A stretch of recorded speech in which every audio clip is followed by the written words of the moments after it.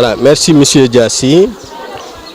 L'objectif de cette Dara de mémorisation, c'est de donner notre modeste contribution dans le façonnement de l'homo sénégalensis, imbu des valeurs cardinales religieuses de chez nous, mais ouvert aussi aux apports fécondants de l'extérieur.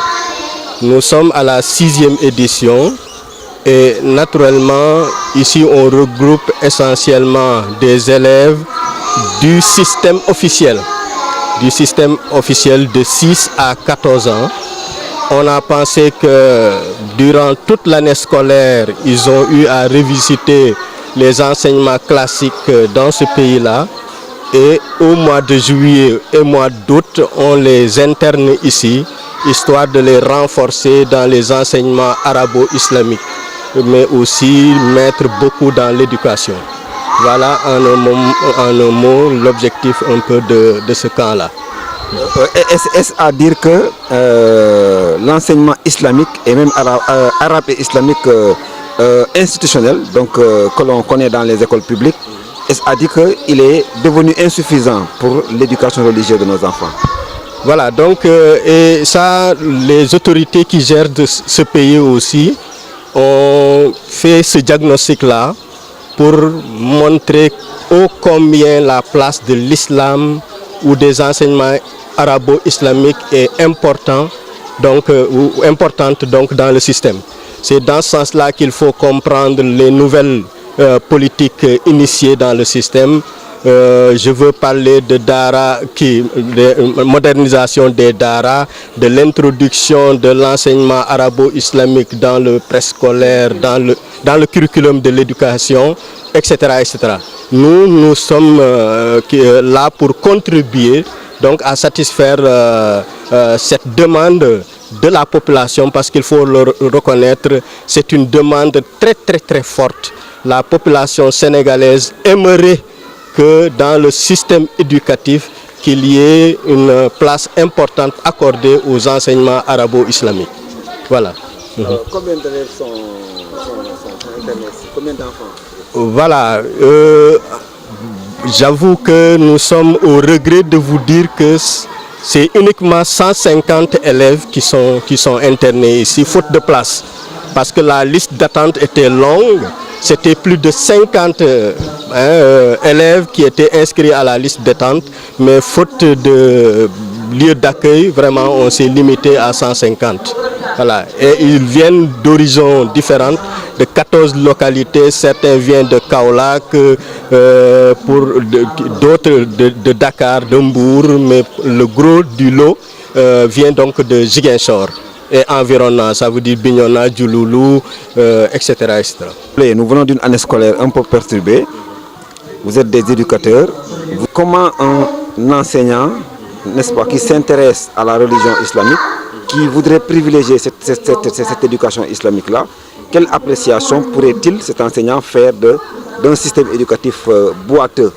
Voilà, donc il faut reconnaître que le système éducatif rencontre beaucoup de difficultés. Voilà, rencontre beaucoup de difficultés, les grèves cycliques, mais aussi véritablement un programme à repenser globalement.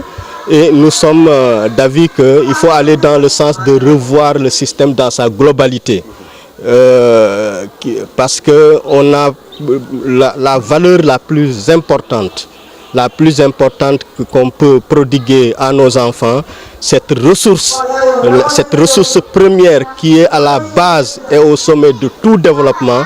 On doit donc développer tous les moyens possibles pour parvenir à avoir un système éducatif performant, parce que le taux d'échec est très important. Ça, c'est à rectifier. On ne peut pas investir des sommes colossales dans le système et au finish avoir 30% de réussite, 40%. Ça ne va pas dans le sens de favoriser le développement de ce pays-là. C'est pourquoi il est grand temps de revoir tout le système, identifier les goulots d'étranglement, comme on dit, véritablement apporter des solutions par rapport à à ça, surtout aux grèves cycliques. Il est grand temps que les enseignants et le gouvernement se parlent franchement et se disent la vérité, mais aussi quand il y a des promesses de part et d'autre, de la part donc des enseignants, mais aussi de la part du gouvernement, qu'ils respectent ces engagements-là. Je pense que ça pourrait être peut-être un facteur qui pourrait diminuer d'une manière drastique donc les grèves cycliques. Voilà. Un dernier mot peut-être? Voilà, un dernier mot, c'est pour dire tout simplement que la Dara de mémorisation est un pont, voilà, parce que nous avons pensé à un système global. Il y a un préscolaire qui est là.